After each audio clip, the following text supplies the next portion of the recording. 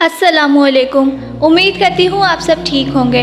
तो वीडियो की तरफ बढ़ने से पहले मेरी आप सबसे एक छोटी सी दरख्वास्त है कि अगर तो आप मेरे चैनल पर नए हैं या अभी तक आपने मेरे चैनल को सब्सक्राइब नहीं किया है तो प्लीज़ कर दें, ताकि आगे आने वाली ऐसी ही मज़ीद इन्फॉर्मेटिव वीडियो सबसे पहले आप तक पहुँच सके।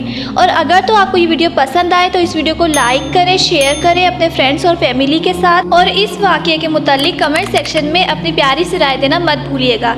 तो चले बढ़ते हैं वीडियो की तरफ। ओस व खजरज के बास कबीलों ने मुल्क के शाम में एक चश्मा जिसका नाम गस्सान था डेरा डाला और इस इलाके के कुछ शहरों पर कब्जा कर लेने के बाद एक अजीमुल शान सल्तनत कायम कर दी और मलूक गसानिया के मोअज़्ज़िज़ नाम से मशहूर हो गए। मलूक गसान में सबसे पहला बादशाह जनफा हुआ है और सबसे आखिरी बादशाह जुबला बिन अल अहम। पहले वो बुत परस्त थे, लेकिन फिर रवी बादशाहों के साथ ताल्लुक की वजह से अपना कदीम मजहब छोड़कर ईसाई हो गए थे। कुरैश मक्का के बाद सबसे ज्यादा जिनको इस्लाम की कुव्वत तोड़ देने और इसको सफाई हस्ती से मिटा देने की फिक्र थी वो मलूक गसान थे। अरब के दूसरे कबीले अगरचा मुकाबले के लिए आमादा हुए थे, लेकिन इनके पास बाकायदा लश्कर ना था और ना ही किसी किस्म का अहम साजो सामान था। लेकिन गसानियों की सल्तनत निहायत बाकायदा और मौसम थी और इनका लश्कर भी आरास्ता था, और सबसे ज्यादा ये कि एक जबरदस्त बादशाह कसीर रोम से इनके ताल्लुकात थे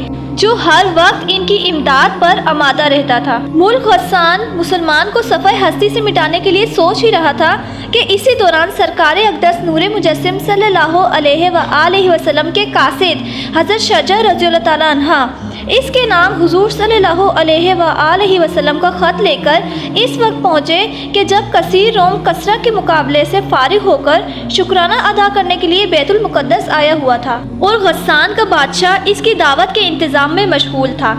इसी सबब से कई रोज़ तक हुजूर सल्लल्लाहु अलैहि वसल्लम के कासिद हज़रत शजा रज़ियल्लाहु ताला अन्हा को वहाँ ठहरना पड़ा और कई रोज़ तक रसाई ना हो सकी। आखिर किसी तरह एक रोज़ हुजूर सल्लल्लाहु अलैहि वसल्लम के कासिद मुल्क गस्सान के सामने पेश हुए और उन्होंने जो नामा मुबारक इसको दिया, इसका मजमून ये था: मैं तुमको सिर्फ एक खुदा पर ईमान लाने की तरफ बुलाता हूँ। अगर तुम ईमान ले आए तो तुम्हारा मुल्क तुम्हारे लिए बाकी रहेगा। शाह गस्सान सैयद आलम नूर मुजस्सिम सल्लल्लाहु अलैहि वसल्लम का ख़त मुबारक पढ़कर भड़क उठा और गुस्से से कहा कि मेरा मुल्क कौन छीन सकता है।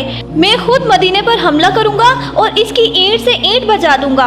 और कासिद से कहा कि जाकर यही बात मोहम्मद सल्लल्लाहु अलैहि वसल्लम से कह देना। हज़रत शजा रज़ियल्लाहु ताला अन्हा फरमाते हैं कि मदीने तैयबा पहुंचकर जब मैंने हुजूर सल्लल्लाहु अलैहि वसल्लम से गस्सान के बादशाह की पूरी कैफियत बयान की तो हुजूर सल्लल्लाहु अलैहि वसल्लम ने फरमाया कि इसका मुल्क तबाह बर्बाद हो गया। सीरत हुलैबिया में है कि हुजूर सल्लल्लाहु अलैहि वसल्लम का नाम मुबारक हारिस गस्सानी के नाम था और इब्ने हशाम वगैरह दूसरे मौरखीन ने लिखा है कि हज़रत शज्जा रज़ियल्लाहु ताला अन्हा हुजूर सल्लल्लाहु अलैहि वसल्लम का नाम मुबारक जुबला बिन अल अहम के यहाँ ले गए थे। अलगर्ज हुजूर सल्लल्लाहु अलैहि वसल्लम के नाम मुबारक भेजने का ये असर हुआ कि जो आग अंदर ही अंदर सुलग रही थी वो भड़क उठी और मुल्क गस्सान अपनी पूरी कुव्वत के साथ आमादा जंग हुआ।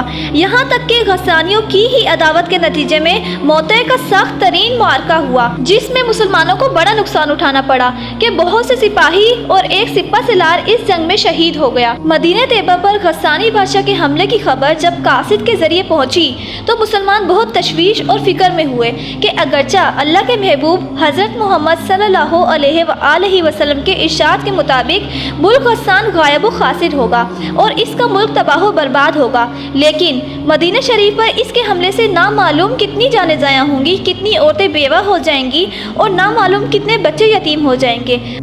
मगर अल्लाह ताला ने इसके हमले से मदीना तैयबा को महफूज रखा।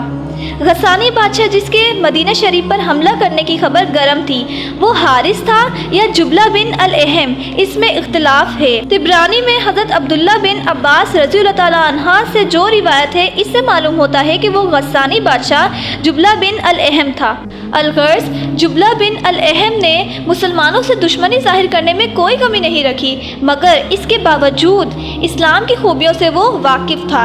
इसके कानों तक इस्लाम की अच्छाइयाँ पहुँचती کہتی تھی۔ حضور صلی اللہ علیہ وآلہ وسلم کی سچائی کی دلیلوں اور نشانیوں کا بھی اسے علم تھا۔ انصار حضرات کا مسلمان ہو کر سرکار اقدس نور مجسم صلی اللہ علیہ وآلہ وسلم کو اپنے یہاں ٹھہرانا اور ان کی حفاظت و حمایت کے لیے اپنی جان و مال کو قربان کر دینا بھی آہستہ آہستہ اس کے اندر اسلام کی محبت کو اجاگر کر رہا تھا، اس لیے کہ انصار اور جبلہ دونوں ایک ہی قبیلے سے تعلق رکھتے تھے۔ بلا آخر اسلام کی محبت اس کے دل میں بڑھتی چلی گئی، یہاں تک کہ حضرت عمر رضی اللہ تعالیٰ عنہ کی خلافت کے دور میں وہ محبت اس قدر بڑھ گئی کہ اس نے خود حضرت عمر رضی اللہ تعالیٰ عنہ کو خط لکھا کہ میں اسلام میں داخل ہونے کے لیے آپ کی خدمت میں حاضر ہونا چاہتا ہوں۔ آپ نے نہایت خوشی سے تحریر فرمایا کہ تم بلا جھجک چلے آؤ، یعنی ہر حال میں تم ہماری طرح ہو جاؤ گے۔ جبلہ بادشاہ اپنے قبیلہ اوق اور غسان کے 500 آدمیوں کو ہمراہ لے کر روانہ ہوا۔ جب مدینہ منورہ صرف 2 منزل رہ گیا تو اس نے حضرت عمر رضی اللہ تعالیٰ عنہ کی خدمت میں اطلاع بھیجی کہ میں حاضر ہو رہا ہوں، اور اپنے لشکر کے 200 سواروں کو حکم دیا کہ ضرب فتح حریر کی سرخ و زرد وردیاں پہنیں اور گھوڑوں پر دیباج کے جھولے ڈال کر ان کے گلے میں سونے کے توق پہنائے، اور اپنا تاج سر پر رکھا اور پوری شان دکھلانے کے لیے اپنے خاندان کی بہترین اور مایہ ناز کرت ماریہ تاج میں لگائیں۔ ماریہ تمام غسانی بادشاہوں کی دادی تھی۔ اس کے پاس 2 بالیاں تھیں جس میں 2 موتی کبوتر کے انڈے کے برابر لگے ہوئے تھے۔ یہ بالیاں اپنی خوبصورتی اور پیش قیمت موتیوں کی وجہ سے بے مثل سمجھی جاتی تھی۔ کہا جاتا ہے کہ پوری دنیا کے بادشاہوں کے خزانوں میں ایسے موتی اور ایسی بالیاں نہیں تھیں۔ ملوک غسان کو ان پر فخر تھا اور وہ ان کی بیش قیمت اور نادر ہونے کے علاوہ اپنی صاحب اقبال دادی کی یاد سمجھ کر ان بالیوں کا نہایت احترام کیا کرتے تھے، اور اسی وجہ سے جبلہ نے یہ دکھانے کو کہ اس شاہانہ حیثیت اور آزادی و خود مختاری کو چھوڑ کر دین اسلام میں داخل ہو کر امیر المومنین کی پیروی کو گوارا کرتا ہوں، ان بیش قیمت بالیوں کو بھی اپنے تاج میں لگا لیا تھا، اور اس طرح بڑی شان و شوکت کے ساتھ مدینہ طیبہ میں داخل ہونے کو تیار ہوا۔ حضرت عمر فاروق رضی اللہ تعالیٰ عنہ نے مسلمانوں کو جبلہ کی استقبال کرنے اور تعظیم و تکریم کے ساتھ اتارنے کا حکم دیا۔ مدینہ منورہ میں خوشی کا جوش پھیلا ہوا تھا، بچے اور بوڑھے سبھی اس جلوس کے نظارے کو دیکھنے کے لیے اپنے اپنے گھروں سے نکل پڑے۔ مسلمانوں کے لیے حقیقت میں اس سے بڑھ کر خوشی کی اور کون سی بات ہو سکتی تھی کہ مذہب اسلام اس کے پھیلانے کی خدمت اس کے سپرد ہوئی تھی، اس کے اندر اس طرح راضی اور خوشی سے بڑے بڑے بادشاہ داخل ہوں گے۔ مگر اس وقت یہ خوشی اس وجہ سے اور بالاتر ہو رہی تھی کہ وہی غسان کا بادشاہ جس کے حملے کا چرچا مدینہ طیبہ میں گھر گھر تھا اور جس کے ڈر سے سب سہم رہے تھے، آج وہی بادشاہ اس طرح سر تسلیم خم کیے ہوئے مدینہ منورہ میں داخل ہو رہا ہے۔ یہ سب خدا تعالیٰ کی قدرت اور اسلام کی ایک کرامت تھی، اور اسی وجہ سے سب چھوٹے بڑے اس جلوس کو دیکھنے کے لیے نکل کھڑے ہوئے تھے۔ الغرض بڑی شان و شوکت اور نہایت تعظیم و تکریم سے استقبالیہ جماعت کے جھرمٹ میں شاہانہ جلوس کے ساتھ جبلہ مدینہ طیبہ میں داخل ہوا۔ حضرت عمر رضی اللہ تعالیٰ عنہ نے مہمانداری کے مراسم میں کوئی کسر نہ چھوڑی، اور مدینہ طیبہ میں ان نئے مہمانوں کی آمد سے خوب چہل پہل رہی۔ اتفاق سے زمانہ حج قریب تھا۔ حضرت عمر رضی اللہ تعالیٰ عنہ ہر سال حج کے لیے مکہ معظمہ حاضر ہوا کرتے تھے۔ اس سال جب وہ حج کے لیے نکلے تو جبلہ بھی ان کے ساتھ روانہ ہوا۔ وہاں بدقسمتی سے یہ بات پیش آ گئی کہ طواف کی حالت میں جبلہ کی لنگی پر جو بوجھا شان بادشاہی زمین پر گھسٹتی ہوئی جا رہی تھی، اس پر قبیلہ فزارہ کے ایک شخص کا پاؤں پڑ گیا، جس کے سبب لنگی کھل گئی۔ جبلہ کو غصہ آیا اور اس نے اتنی زور سے اس کے منہ پر گھونسا مارا کہ اس کی ناک ٹیڑھی ہو گئی۔ یہ مقدمہ خلافت کی عدالت میں پہنچا۔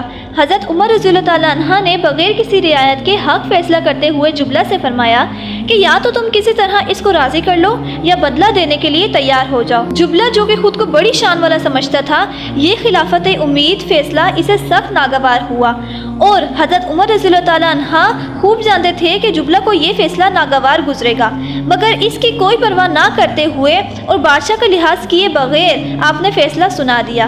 اس نے کہا کہ ایک معمولی آدمی کے گوشت سے مجھ سے بدلہ لیا جائے گا؟ میں بادشاہ ہوں اور وہ ایک عام آدمی ہے۔ حضرت عمر رضی اللہ تعالیٰ عنہ نے فرمایا کہ بادشاہ اور عوام کو اسلام نے اپنے احکام میں برابر کر دیا ہے۔ کسی کو کسی پر فضیلت ہے تو فقط तकवा और परहेजगारी के सबब से। जुबला ने कहा कि मैं तो ये समझकर दायरा इस्लाम में दाखिल हुआ था कि मैं पहले से ज्यादा मोअज़्ज़ज़ और मोहतरम रहूंगा। हजरत उमर रज़ियल्लाहु तआला अन्हा ने फरमाया कि इस्लामी कानून का यही फैसला है जिसकी पाबंदी हम पर और तुम पर लाजिम है, इसके खिलाफ हरगिज कुछ नहीं हो सकता। तुमको अपनी इज्जत कायम रखनी है तो इसको किसी तरह राजी कर लो, वरना आम मुजमे में बदला देने को तैयार हो जाओ। जुबला ने कहा कि मैं फिर ईसाई हो जाऊंगा। आपने फरमाया तो अब इस सूरत में तेरा कत्ल जरूरी होगा, इसलिए कि जो मुरद्दिद हो जाता है इस्लाम में इसकी यही सज़ा है। जुबला ने कहा कि मैं अपने इस मामले में गौर व फिक्र करने के लिए आपसे एक रात की मोहलत चाहता हूँ। हज़रत उमर रज़ियल्लाहु तआला अन्हा ने इसकी ये दरख्वास्त मंजूर फरमा ली और इसे एक रात की मोहलत दे दी। तो जुबला इसी रात पोशीदा तौर पर अपने लश्कर के साथ एक मकाम पर पहुंचकर निसरानी बन गया। तो ये है हज़रत उमर फारूक रज़ियल्लाहु तआला अन्हा की बेमिसाल अदालत कि आपने एक मामूली आदमी के मुकाबले में एक ऐसी शान शौकत वाले बादशाह की कोई परवाह न की, इसे उस शख्स के राजी करने या बदला देने पर मजबूर किया और इस बात का ख्याल बिल्कुल ना फरमाया कि ऐसे जलीलुल कदर बादशाह पर इस फैसले का रद्द-ए-अमल क्या होगा।